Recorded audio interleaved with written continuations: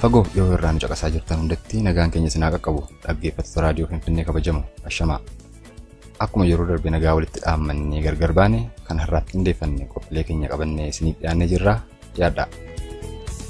Sagantaa keenya bilbilaan dhaggeeffachuuf 1716748283 irratti bilbilaa yookaan ammoo Finfinnee raadiyoo jechuun SoundCloud irratti nu barbaada.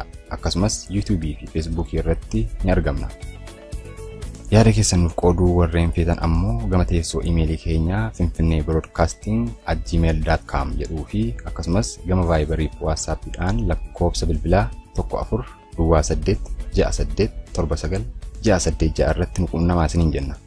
Warreen telefoona Androidii gargaaramtan ammoo App Store yookaan Google Play keessaa Finfinnee raadiyoo kan jedhu bilbila keessan irratti buustanii ittiin nu hordofuu dandeessu.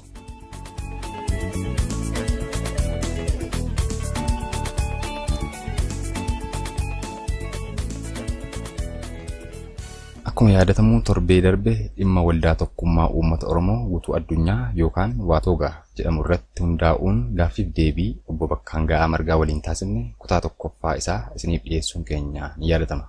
Har'a kutaa lammaffaaf ka xumuraa qabannee isiniif dhiyaannee jirra. Turtii ba'eessan waliin qabaadhaan afeerraa keenya.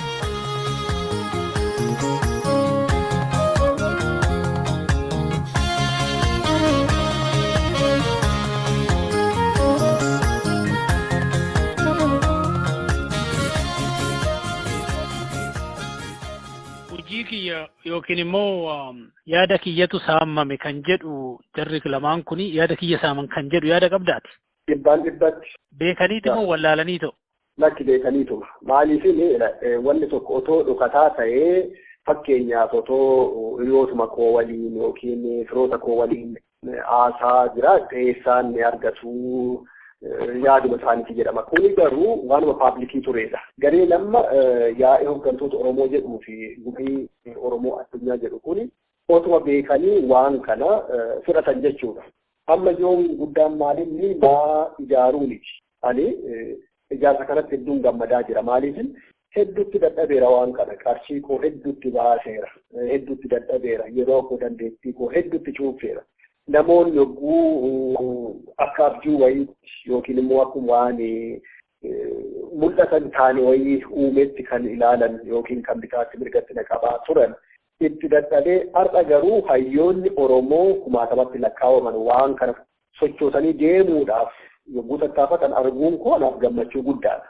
Haa ta'u malee wanna tokko namni tokko yoo dhaabee yoo calqabee ebelutu waan kana uume ebelutu waan kana calqabee isa jedhu suni ogaa waa tokko wanti isaan hir'isu hin jiru garuu nama sana baay'ee hir'isa nama sana baay'ee huba namoonni tokko yaanni koppiraayitii qabaa akka jedhamfaa jira ni jiru yaanni koppiraayitii kadhabu hoo yaaduma qofaa ta'e otoo wanti kun akkasitti ijaarame gaariidha akkasitti ijaaruun bayeessa bu'aa fidadhee otoo haasaadhuma qofaaf yaaduma qofaa dhiisee mirga koo sarbamee koppiraayitii kootu kame hin jedhu jechuun danda'u. Garuu yaada hojiitti hojii jirte formaalitii barbaachisu guuttee ulaagaa barbaachisu guuttee ifaan ifatti uummatatti paablikiitti dhiyeessitee ta'uu ta'e kunneen seera addunyaati koppiraayitii keessa jechuudha. Akka aadaattis taanaan namni wanta tokko hojjetee dhiyeessee kan inni jedhama jechuudha. Kanaaf amma mirga abbummaa kun jedhu faayidaa wayii gaafachaa miti kan hin jiru.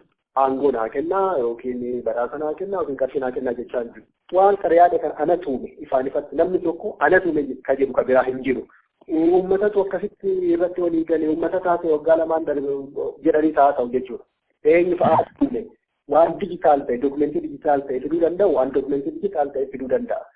Barreeffama iimeelus jira viidiyootu jira iskiriinshuutii weebsaayitii adda addaarraa dijitaal ta'etu jira jechuudha. Ana tuume kan jedhu piroofeesarri tokko yookiin immoo koreen tokko dokumentii dijitaal ta'e uummata Oromoo fiduu qaba. Yoommoo isaan waggaa lamaan kanarraa kaanii jedhan oofishaalii ifaan akka hojjetamaa ture wanti kana isaan rikognaayizd hin gooneef hin jiru yoo tuffii ta'een alatti. Laali jaarmiyaa siyaasaa hundumtuu kanaaf akkuma miseensummaatti kan ilaala hundaaf kabaja guddaan qaba. Afooshaa hundaafuu jaarmiyaa siyaasaa hundaafuu liberaala ta'ee walaba ta'een hunda waliin socho'aa ture jechuudha.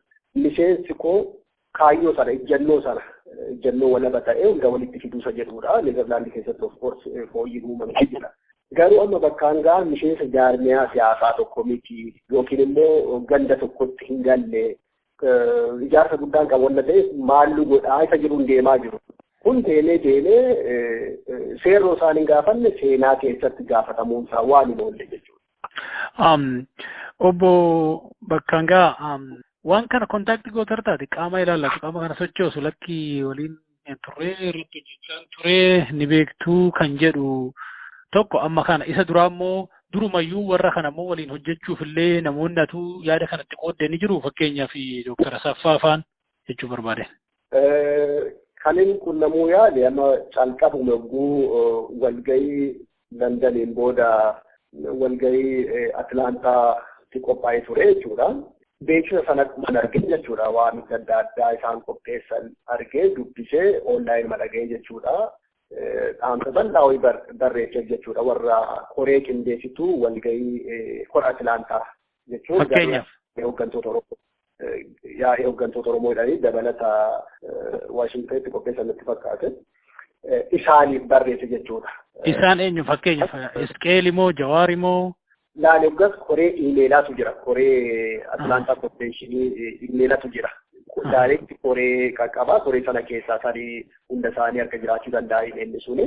Iimeeluma daayirekti koree sanatti barreeffamee akkasumas iimeela hundaa ogeessota seeraa Oromoo idil addunyaatti illee barreeffamee garagalcha isaa immoo hawaasota Oromoo biyya adda addaa keessa jiranitti akkasumas jaarmiyoolee siyaasaa Oromootti adda addaatti jechuudha. Akkasumas miidiyaalee Oromoo adda addaatti keeroof ta'ee garagalchisaa ergamee ture jechuudha yogguun yaa'ii hooggantoota Oromoo koree sanatti erguu jechuudha. Wanti deebisan tokko illee hin jiru cal jedhan achumaan jechuudha. Sana booda immoo warra ammaa gumii Oromoo addunyaa kana sochoosaa jiru hawaasa Oromoo Niizerlaanditti asitti iyyannoo galcheen ture. Waan kana maaliifin uummanni as jiru koreen as jiru sirriitti quba qaba. Iyyannoo galcheen ture. Iyyannoo kana bu'uura godhatanii gara Profeesar Asaffaa Jaallataatti barreessanii jiru koreen hawaasa Oromoo Niizerlaandii. Egaa qaama lachuu kontaakti gochuuf yaalteerta deebiin kenname qaama lachuurrayyuu hin jiru jechuudha akkuma waliigalaatitti egaa isaan hojii kanaan gadi ba'an jechuudha. Ani kallattiidhaan egaa dhaamsa kan ergee fi koree Atlaantaa qopheesse sana yaa'ii hooggantoota Oromoo ture garagalchisaa hawaasa Oromoo adda addaa jaarmiyaalee siyaasa Oromoo adda addaa qaqqabeera. Garuu gumii Oromoo addunyaa kana kallattiidhaan hin qunnamne. Already dhaamsi sun faca'oonna ture indirect isaanis qaqqabee ture. Garuu karaa koree hawaasa Oromoo Niizerlaandi dhaamsi akkatti barreeffame nan beeka. Deebiin akkamii koree hawaasaatiif deebi'eeraa isa jedhu ammaaf quban qabu. Garuu jarri lachuun directly qunnamtii isaan qaqqabeera jechuudha.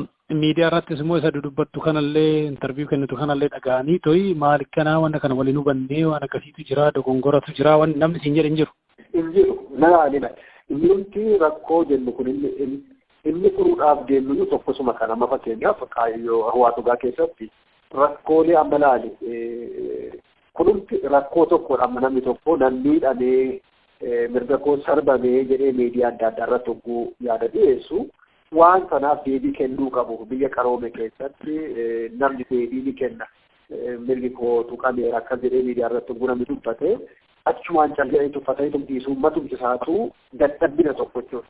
Of course hayyuu keenya nan kabaja Oromummaa kabaja hangafummaa nan qabaaf garuu akkasumatti ignore godhanii darbuun kun matumtisaatu dadhabbina jechuudha. Dadhabbina kanaan uummata hunduma ijaarraa miti. Mirga uummata Oromoo kabachiisuuf deemama yoo ta'e asumaa tokko jedhanii namni miidhame gootu dhugaataa ilaalaa deemu jechuudha. Malee lakki namiidhaa jettu jedhanii mataa irra jetanii kunoo bifa gadaatiin deemaa jirran miidhamu kun dogoggoraa deebii wayii wanti gaadinaa kenna wayii tokko illee jiru jechuudha. Amma namni waan kana dhaggeeffachaa jiru ati waggaa 10 dura jalqabdeerta fuulduratti hin deemne guddannee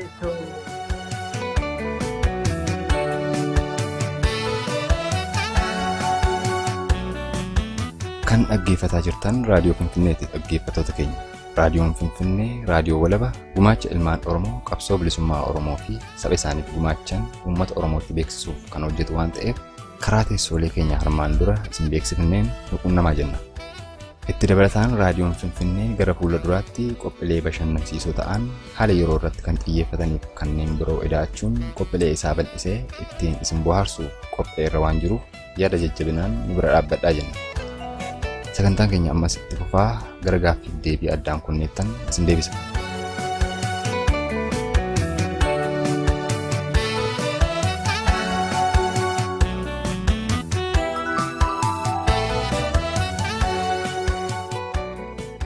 amma namni waan kana dhaggeeffachaa jiru ati waggaa 10 dura jalqabdeerta fuulduratti hin deemne guddanne so isaanuma take over godhanii itti fufuu mirga isaaniiti jedhee hoo yaade deebiin kee maal ta'a? Namoonni yaaduu danda'u maaliif namoonni waa'ee dhimma koppiraayitii kana namni hubannoo gahaa qabuuf kan hin qabne jiraachuu danda'a.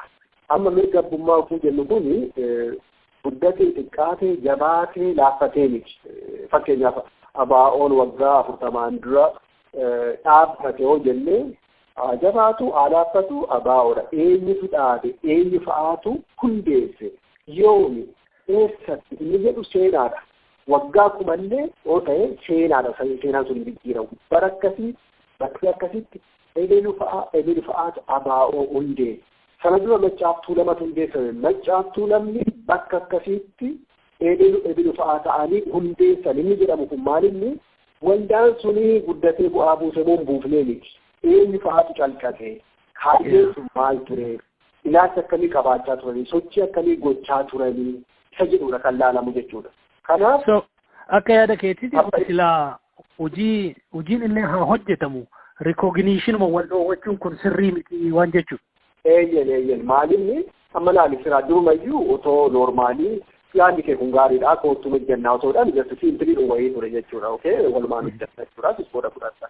Fakkeenyaaf Profeesara Saffaa Jaallataa miidiyaa tokko waliin oguu haasawaa godhan maal jedhanii fakkeenya gaarii tokko. Israa'el jedhan dura biyyuma alaatti bifa kanaanuu wal ijaartee booda biyya ishii dhuunfattee jedhanii fakkeenya tokko kennan.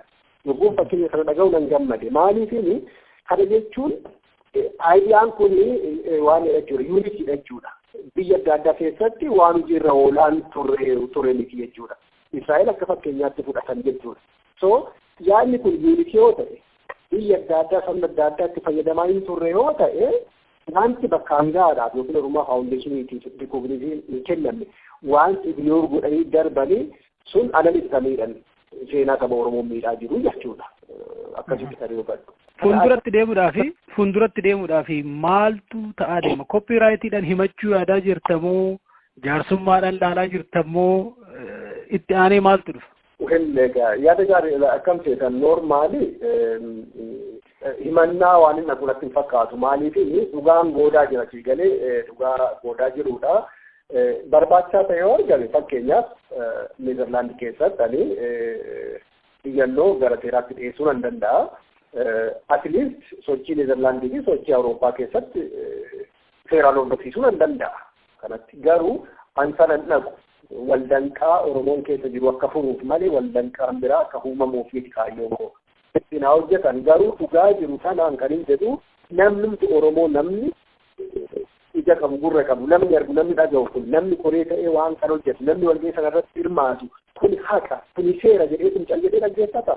Toolee bulee isaanumti wal gaafatu anammaa fi yookiin jaarsummaan baasaa yookiin seeraan hin gahaa yaali jedhu hin qabu garuu waan kanan namni hundumtuu akka dhaga'u gochaa jira kan duraan quba qabu soda deebii akka quba qabaatu kan kana dura quban qabaannis akka dhaga'u taasisaa jira waan kana jechuudha kan hin gochaa jiru.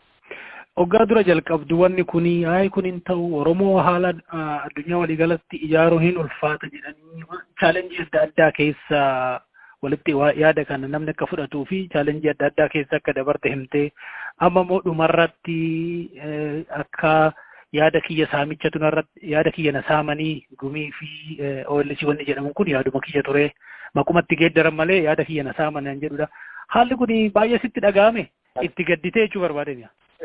Bifa lamaan wanti natti dhaga'ame kan na gaddisiise kan natti dhaga'ame jechuun amma beekamni keenya amma Profeesara Dooktaroota Hayyuu maal oguu jennu namoota Oromoo bulchuu uummata kana bulchuu danda'u jennee irraa waa guddaa eenyudha qajeelchuu danda'u sirreessuu danda'u hawaasa kana uummata kana jennee waan ta'e irraa eenyudha garuu isaanumti deebi'anii waan xiqqoo kanaa understand gochuu hin danda'anoo ta'e borullee Oromoon rakkoo biraa keessa seenuuf deema. Ayidooloojii akkasitti amma deeman kanaan hoo deeman isa jedhutu na gaddisiisa jechuudha. Maaliif hireen saba keenyaa maal ta'uuf deema.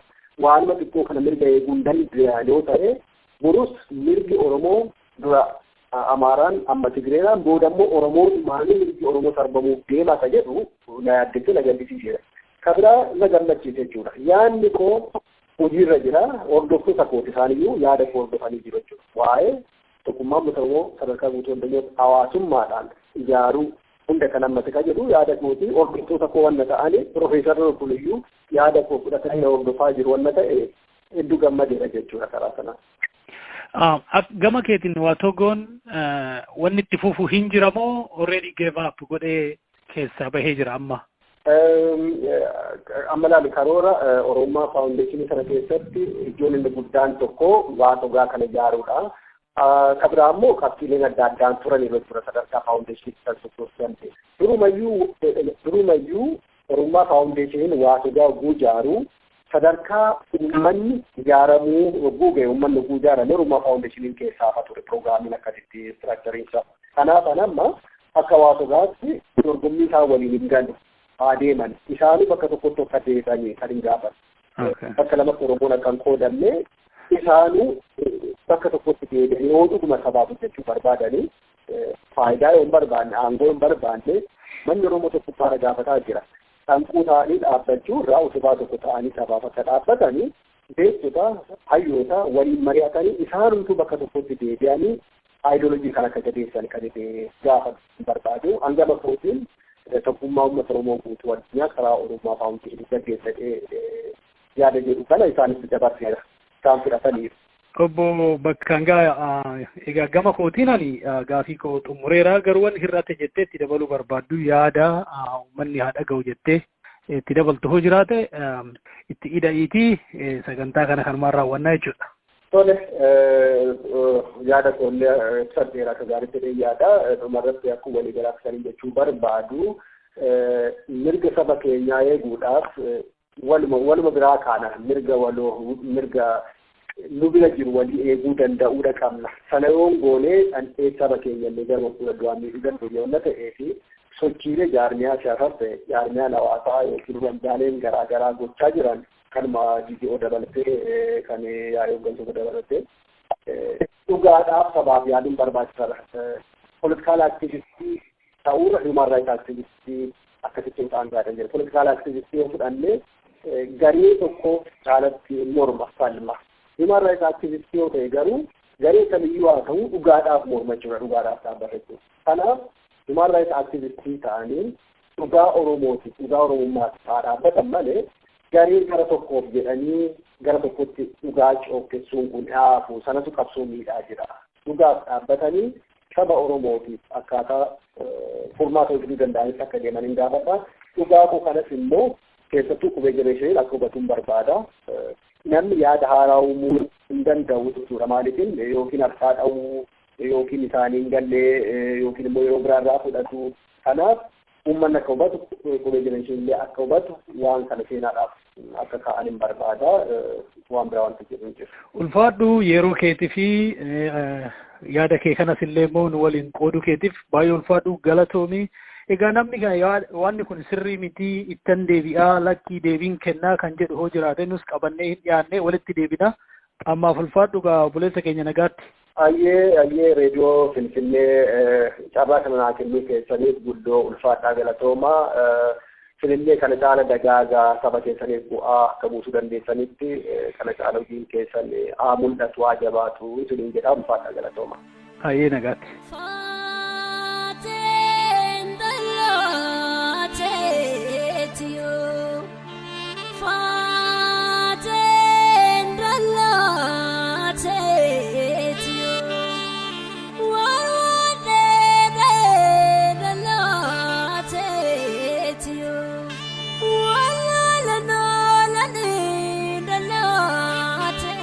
Turtiin waliin qabaataa jirtaniif galatoomaa jenna dhaggeeffattoota keenya. Kanarraaf qindeeffanne qophiileen keenya haga kana ture. Sagantaa keenya itti aanuun haga walitti deebinutti nagaa koo simbiritti dhiifachaa wallee eegalle kanaan sin geggeessa. Torban gaarii.